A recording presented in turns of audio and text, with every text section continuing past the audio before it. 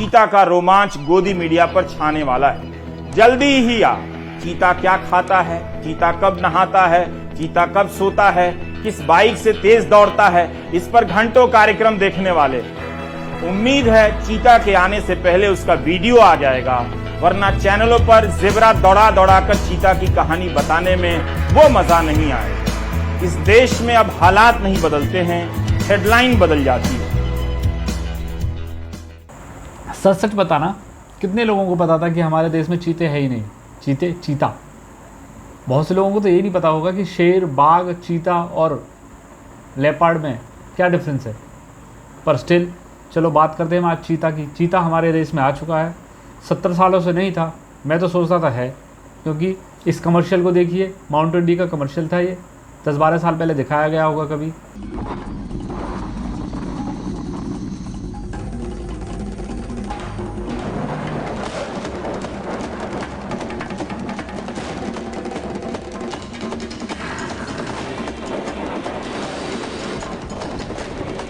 देखो इसमें है चीता भी पीता है। अब मुझे नहीं पता कहाँ शूट किया गया था, पर हाँ चीता तो है। अब आप इन एंकरा को देखिए। 70 साल तक देश में चीते नहीं थे, लेकिन अचानक चीतों को भारत लाने की जरूरत क्या पड़ी? ये सवाल पूछने में वाले भी बहुत सारे लोग हैं कि 70 साल में तो कुछ बदला नहीं, सब ठीक तो चल रहा था, फिर क्यों इतना इस पर उत्साहित होने की जरूरत है? चीते ही तो आ रहे हैं। देखिए, अव्वल तो ये कि 12 साल पहले ये आइडिया आया था, ये योजना थी कि क्या चीतों को वापस लाया जा सकता है। इसके पीछे सबसे बड़ी वजह ये कि भारत में सबसे बड़ी संख्या में यहाँ पर पाए जाते थे और वो हमारी प्राकृतिक समृद्धि का एक बहुत बड़ा निशान थे। हम हमेशा इकोसिस्टम और उसके बैलेंस की बात करते हैं, इकोलॉजी के, तो उस बैलेंस की जो हम बात करते हैं वो हमारे तमाम तरह की प्रजातियां जो हमारे देश में उपलब्ध हैं उन सब के संतुलन पर निर्भर करती हैं। किस तरह से चीख के बता रही हैं चीते के फायदे, कि जैसा आपने सुना कि 70 साल से भारत का जो इकोसिस्टम है वो हिला हुआ था। अब अचानक से भारत सरकार को इकोसिस्टम की याद आ गई कि हाँ, जो भारत का इकोलॉजिकल सिस्टम है उसको सही और दुरुस्त करना है, तो इसके लिए चीता बहुत ज़रूरी है। तो इसलिए भारत में चीता लाया गया, जिसको 10 साल लग गए लाने में। अब चीता ज़रूरी है, रोज़गार ज़रूरी है या महंगाई ज़रूरी है, ये आप लोग डिसाइड करें। और हमारे जो न्यूज़ रिपोर्टर है इस चीता को इस तरह से कवर कर रहे हैं जैसे चीता नहीं उनका रिश्तेदार आ गया। चीता भारत आया, उसने सही से शिकार भी किया, भैंस का शिकार किया, बहुत अच्छी नींद ली और खाना खाया। और कुछ भी बता सकते थे, पर शायद रात को वो चीता के साथ ना सो नहीं पाए।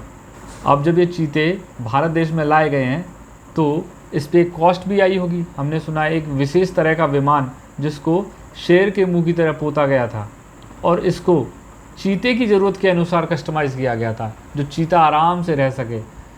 पहले तो इस बात का अंदाज़ा लगाइए आप कि इस चीते की ज़रूरत थी या नहीं थी, और चीता को इस तरह से फिल्माया जा रहा है और भारत के न्यूज़ एंकर और एंकराओं का गला इस तरह से तर हो जा रहा है, मतलब इस तरह से तर हो जा रहा है कि साहिब की और साहिब के मास्टर स्ट्रोक की जितनी प्रशंसा की जा सकती है,